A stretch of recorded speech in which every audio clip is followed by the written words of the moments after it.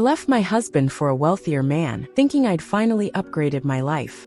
I'm Abigail, 28, and this is how I destroyed my life trying to upgrade it. It all started with the dating app. One of those where you have to answer actual questions about yourself instead of just posting your hottest pics. I was so tired of the dating scene. The ghosting, the awful first dates, the guys who'd text at 11 p.m. asking what I was doing. That's when Connor's profile popped up. His photos weren't anything special, just normal shots of him hiking, hanging with friends. Nothing too polished. But his answer seemed genuinely thoughtful. When we matched and started messaging, he actually remembered details about what I'd said. Like I mentioned once that I loved this obscure indie band. And the next day he messaged me about actually checking out their music. Who does that anymore? Our first date was at this cute little coffee shop downtown. I showed up thinking we'd grab coffee, and I'd make an excuse to leave in an hour. But we ended up talking for almost 4 hours. Connor actually listened. He asked follow-up questions. He remembered things I said. When I mentioned I was cold, he immediately gave me his jacket without making it weird or expecting anything. It sounds so small, but no guy had ever treated me like I mattered that much before. I left thinking maybe, just maybe, this one was different. Things moved pretty fast after that. We saw each other 3 times that first week, and by the end of the month, we were basically exclusive. Connor was always sending me these sweet good morning texts, bringing me little surprises, like my favorite coffee order when he knew I had a stressful day ahead, or leaving notes in my purse for me to find later. I'd had guys pursue me before, but it was always like they were trying to win a prize. With Connor, it felt like he just genuinely enjoyed making me happy. And honestly, it was intoxicating to be loved that way. But if I'm being honest, and what's the point in lying now, there were little things that bothered me even then. He took me to this restaurant for our 1-month anniversary. That was nice enough, but definitely not Instagram worthy. I had to angle my phone just right to make it look better in the photos. And when my friend Caitlin invited us to this rooftop bar, where the cocktails were like $22 each, Connor suggested we meet them for one drink and then head somewhere more reasonable. I pretended I was cool with it, but I remember thinking, is this what it's going to be like? Always settling for less? I tried to ignore that little voice, but it was always there, whispering that I deserved better. Connor was so excited to introduce me to his friends right away, but I kept finding reasons to delay introducing him to mine. Some of my girlfriends were dating guys with serious money, investment bankers, tech guys. One was even seeing a doctor. Connor worked in operations for a distribution company, stable, but nothing that would impress anyone. When I finally did introduce him, my friends were polite, but I could see Caitlin's raised eyebrow when Connor mentioned his job. Later, she texted me he's sweet. Not what I expected for you though. That comment stuck with me more than it should have. Still, he was so consistent. He remembered the name of my childhood stuffed animal. He wrote down what wine I liked. He remembered my coffee order without me ever having to tell him twice. He learned my favorite flowers were peonies, not roses. He tried so hard to understand my love language, even buying this book about it and highlighting parts he thought applied to us. He'd leave it on the coffee table with sticky notes, asking me what I thought. Meanwhile, I couldn't even tell you what his love language was. I never bothered to ask or notice. He planned these thoughtful dates based on casual comments I'd made weeks earlier. While I'd be on my phone half the time checking what my friends were doing without us, I was terrible looking back. But he never called me on it. He just kept trying harder. Despite all that, I said yes when he proposed 11 months later. The ring was smaller than I'd hoped, but he designed it himself, working with a local jeweler to incorporate elements that reminded him of moments in our relationship. Everyone said it was the most thoughtful engagement ring they'd ever seen. I posted it on Instagram with the perfect filter and got a decent number of likes. But I could tell some of my friends were wondering why I was settling. Caitlin even asked me straight out over brunch, "Are you sure about this? You know you could have anyone, right?" I defended Connor, of course, listed all his wonderful qualities, but there was a part of me that wondered the same thing. The wedding was nice, not the big event I'd always pictured, but Connor's parents helped as much as they could, and my parents contributed what they called a reasonable amount. We bought a small starter home in a decent neighborhood with a good commute to both our jobs. Connor worked so hard putting in extra hours trying to position himself for a promotion. I worked part-time at the boutique, which gave me plenty of time to keep our home looking nice and to meet friends for lunch. Connor never complained about covering most of our expenses. He seemed happy to provide for me proud. Even when when I thank him for something he bought me, he'd always say, "Nothing's too good for you, Abby," and I'd feel loved and special, even as I was scrolling through Instagram, looking at friends' vacation photos from places we couldn't afford. Things were fine that first year, until Connor got passed over for the promotion he'd been working toward. He came home looking defeated, and I tried to be supportive. I really did, but I also couldn't help saying, maybe if you had spoken up more in that meeting last month. Jason's husband just got promoted at his firm, and they're looking at houses in Lakewood now. I thought I was motivating him, but looking back, I was just twisting the knife. I saw the hurt in his eye, but I kept going, suggesting ways he could be more assertive, more ambitious, more everything he wasn't. Connor started noticing my little digs once. When he couldn't afford to take me to this exclusive new restaurant, I sighed and said, "It's fine. We can just go to the usual place." He asked if I was disappointed in him, and I said no, but my tone said yes. I'd identified all his insecurities by then. His fear of not being good enough, his worry about measuring up to the other husbands in our social circle, and I'd use them like weapons. When I was frustrated, I'd make subtle comparisons that I knew would hurt. "Did you see the vacation Sarah and Mark took last weekend? Must be nice. Wow." Caitlin's update 1. Husband just surprised her with a new car. Some guys just know how to really take care of their wives. The worst part was I didn't even realize how cruel I was being. I thought I was just making conversation. Then came the layoffs. Connor's company downsized, and despite his dedicated work ethic, he was let go. He was devastated, but immediately started applying for new positions. I pretended to be supportive, but inside I was panicking about what this meant for our lifestyle. We had to cut back on expenses, cancel our summer vacation plans, and I had to work more hours at the boutique. I resented every minute of it. I'd come home tired from work and see him at the dining table with his laptop, working on applications, and I'd feel this wave of anger I had to swallow down. This wasn't what I signed up for. Connor would spend hours tailoring his resume for each application, preparing for interviews, networking with contacts. I'd come home and subtly criticize his approach. "You were wearing that tie to the interview, or did you really emphasize your management experience enough?" When he didn't get callbacks, I'd suggest it was because his follow-up email wasn't assertive enough, or his LinkedIn profile needed work. I was keeping a digital journal by then, a folder on my phone where I documented every failure of his, every disappointment, every time he didn't measure up. Sometimes I'd reread it when I was feeling particularly resentful, using it to justify my growing contempt. April 15th. Connor Baum interview with Meridian Group. Stuttered when asked about leadership experience. Still jobless after 3 months. Reading these entries made me feel righteous in my anger, like I was the victim here. The rejection started wearing Connor down. He'd always been confident and optimistic, but I watched as he became anxious and withdrawn. He'd apologize constantly, even for things that weren't his fault. He started having trouble sleeping, lost his appetite. When he finally admitted he thought he might be depressed, I rolled my eyes and told him to get it together and man up. I said we couldn't afford for him to indulge in mental health issues right now. When he suggested seeing a therapist, I scoffed at the expense. "Great, so we can't afford a decent vacation, but you want to spend money talking about your feelings?" He never brought it up again, just retreated further into himself, but kept pushing through applications and interviews with the determination I refused to admire. What I didn't tell him was how I was comparing our life to my friends' lives on social media every day. How I'd scroll through photos of their vacations and home renovations and feel this crushing sense of failure. How I'd started avoiding social gatherings because I was embarrassed by our financial situation. How I blamed him for all of it, as if the economy and company decisions were somehow his personal failures. I couldn't see that he was doing everything humanly possible to find work, while I was doing everything possible to make him feel worse about himself. After almost 6 months, Connor finally found a new job. It paid less than his previous position, but it was something. By then, though, something fundamental had broken between us. I'd lost all respect for him. Every time I looked at him, I didn't see the man who had loved me so completely. I saw weakness, failure, inadequacy. He tried so hard to rebuild our relationship, suggesting date nights on a budget or couples therapy. I dismissed the therapy idea immediately. Why spend money on that when we were already struggling? The date nights were sad attempts at recapturing something I'd already decided was gone. I go through the motions, but my heart wasn't in it anymore. That's when I started spending more time at the local gym. It wasn't even about fitness, really. It was an escape from our home, which had become suffocating to me. That's where I first noticed Muhammad. He wasn't my usual type at all. He was Middle Eastern, with this intense physicality that was almost intimidating. He worked out like someone with something to prove, and I couldn't help watching him. I learned from the staff that he was some kind of financial advisor or investment manager and dressed the expensive workout gear, designer watch, luxury car in the parking lot. Everything everything Connor wasn't. One day he caught me staring and approached me. His confidence was overwhelming. He didn't try to impress me, he just assumed I was impressed. And honestly, I was. When he asked for my number, I gave it without hesitation, telling myself it was just friendly, just networking. Maybe our text conversations were nothing like my early exchanges with Connor. Muhammad was direct, sometimes crude, but he exuded success and power. When he learned I was married, he didn't back off. He just said, "We're just friends for now." I should have blocked him then, but instead I found myself dressing more carefully for the gym, hoping to run into him. I started wearing makeup to work out, something I'd have always rolled my eyes at other women for doing. One evening, Connor came home excited about something he'd discovered online. He'd been researching Muhammad after I'd mentioned him casually and found some concerning information. Allegations of fraudulent business practices, restraining orders from previous relationships, testimonials about his controlling behavior. When Connor showed me what he'd found, I accused him of stalking and invading privacy. I called him paranoid and jealous. What I didn't tell him was that I'd already agreed to meet Muhammad for a drink the next day. Connor's warnings just made the prospect more exciting. That drink turned into dinner, which turned into an affair that consumed me. Muhammad was everything Connor. Bold, unapologetically ambitious, wealthy. He showered me with attention and gifts that made me feel valued in a way I hadn't realized I was. A designer purse because it matched my eyes. Expensive perfume because only the best would do for me. Jewelry that made my engagement ring look pitiful in comparison. When I was with him, I felt like the woman I'd always thought I should. Glamorous, desired, worthy of the finer things. It never occurred to me that these gifts weren't acts of generosity, but of ownership. That each time I accepted them, I was giving up a little piece of my autonomy. That the comments about how the perfume suited me better than my usual cheap scent, or how the dress he bought would look better if I lost just 5, were the beginnings of a control I wouldn't recognize until it was too late. I was too dazzled by the lifestyle to see the cage being built around me. 2 months into the affair, I told Connor I wanted a divorce. He was blindsided, devastated. He asked what he had done wrong, how he could fix it. He suggested counseling again, even a fresh start in a new city. But my mind was made up. I was cruel in my certainty, telling him I had outgrown him, that I needed someone more on my level. My level. I actually said those words, watching them land like slaps. When I left, he was still loving me, still believing I was better than I actually was. The last thing he said to me was, "I just want you to be happy, Abby. That's all I ever wanted." I didn't deserve that kindness, but he gave it anyway. I moved in with Muhammad almost immediately. His condo was everything our modest home wasn't. High ceilings, floor-to-ceiling windows, designer furniture. I posted carefully curated photos on social media, making sure to capture the view, the luxury, the lifestyle I always wanted. My friends were impressed, envious even. No one knew the truth that was already beginning to surface. The first red flag appeared at a dinner party with Muhammad's colleagues. He'd been drinking heavily, something he'd embraced after leaving his Muslim faith years ago. When I mentioned a client I'd met at the boutique, he cut me off mid-sentence. "She doesn't know what she's talking about." The table laughed awkwardly, and I forced a smile, but the humiliation burned. Later, he apologized extravagantly, sending flowers to my workplace, taking me shopping for an outfit that cost more than my previous month's salary. I told myself it was just a bad night, that everyone has moments they aren't proud of. The pattern established itself quickly. Muhammad would drink, become cold and contemptuous, sometimes grabbing my arm hard enough to leave marks. Then he'd make up for it with lavish gifts and passionate apologies. When sober, he was charming, attentive, and generous. When drunk, he'd mutter about Western women and their lack of respect, saying things like, "In my father's house, a woman would never dare." I began to realize that despite his modern appearance and lifestyle, Muhammad's views on women were deeply traditional, deeply rooted in a culture he claimed to have left behind. But that surfaced when his guard was down. I started avoiding social situations where he might drink. I became skilled at gauging his mood, anticipating his needs, making myself smaller and less noticeable. When he was in one of his moods, I told myself this was temporary, that all relationships had adjustment periods, that the lifestyle and status were worth these occasional misunderstandings. I learned which topics to avoid, which friends, not to mention how to dress to please him. I became a different version of myself, a quieter, more cautious version that I didn't recognize. Then came the night that changed everything. We'd attended a gala for his firm, and Muhammad had been drinking steadily throughout the evening. In the car on the way home, I mentioned that one of his colleagues had been particularly friendly to me. His face changed, hardened. When we got home, he accused me of flirting, of embarrassing him, of being just like all the others. When I tried to defend myself, he slapped me across the face with such force that I fell against the wall. The shock was absolute. No one had ever hit me before. Muhammad immediately became apologetic, crying, saying he didn't know what had come over for him. Please, blaming the alcohol, his strict upbringing, the stress of work. He begged my forgiveness, swore it would never happen again, presented me with a diamond bracelet the very next day. He was so convincing in his remorse that I wanted to believe him, needed to believe him. I believed him because I needed to. I hid the bruise with makeup, canceled plans with friends until it faded and tried to forget it had happened. But it did happen again and again. Each time, the apologies became less profuse, the gifts less extravagant, and my excuses to others more elaborate. I walked into a door. I fell while exercising. I bruise easily. The lies became second nature. Connor reached out a few times in those early months, just checking in to see if I was okay. The last time, I had a fresh bruise on my cheek that I couldn't completely conceal. I saw the concern in his eyes, but I brushed it off, saying I'd walked into a cabinet door. He didn't push, but he did say, "Abby, if you ever needed anything at all, I'm here." I thanked him and hurried away, afraid of what might happen if Muhammad saw us talking. The kindness in Connor's eyes stayed with me for days afterward, a reminder of what I'd thrown away. My friends started noticing changes in me. I'd become withdrawn, canceling plans last minute, making excuses for why they couldn't come over. Caitlin finally confronted me after spotting bruises on my wrist when my sleeve rode up. I denied everything, saying I bruised easily, that I was clumsy. She didn't believe me, but didn't know how to help someone who wouldn't admit they needed help. "Just remember, you have options," she said. "You always have options." But I couldn't see any options anymore. Just walls. 6 months after leaving Connor, my glamorous new life had become a prison of fear and dependence. Muhammad controlled our finances entirely. I had access to credit cards for shopping and expenses, but no cash of my own, no savings, nothing that would allow me to leave. He monitored my phone, my social media, my whereabouts. The man who had once found me alluring now called me worthless, damaged goods. Lucky to have him. The worst was when he'd say, "No one else would want you. Now I've seen the real you." And the terrible thing was I believed him. And still I stayed, partly out of fear, partly out of shame. How could I admit to everyone that I'd made such a terrible mistake, that I'd thrown away a good man who truly loved me for someone who treated me like property? Partly because, despite everything, I still believed I deserved this somehow. That this was the price of the lifestyle I coveted, a punishment for my shallow values and cruel treatment of Connor. Tonight, sitting in our beautiful apartment, covering the latest bruises with expensive concealer he bought me to hide your flaws, I scroll through social media and see Connor. He looks happy, healthier than when we were together. He started his own small business, something he'd always dreamed of but never pursued. Because of my constant criticism, he's dating someone new, a woman who looks kind, unpretentious, genuinely happy to be by his side. I feel a strange mix of emotions, jealousy, regret, but also a small flicker of gladness that at least one of us escaped. My phone lights up with concerned texts from friends and family. They've noticed something's wrong, even though I've tried to hide it. My sister's message simply, "I'm worried about you. Please call me. Muhammad will be home soon, and I don't know what mood he'll be in. I should leave. Everyone tells me to leave, but where would I go? Who would I be without the lifestyle I sacrificed everything for? What would people think if they knew how badly I'd messed up? How do you admit you were wrong about everything that mattered? He loved me from day one. Connor did, and I love the way that felt. The security, the certainty. I traded it for excitement and status and wealth, and now I'm trapped with a man I can't respect, and who doesn't respect me. The worst part isn't the fear or the isolation, or even the physical pain. It's knowing that I did this to myself, that my own shallow values and inability to appreciate genuine love led me here. And still, somehow, I blame everyone but myself for where I've ended up.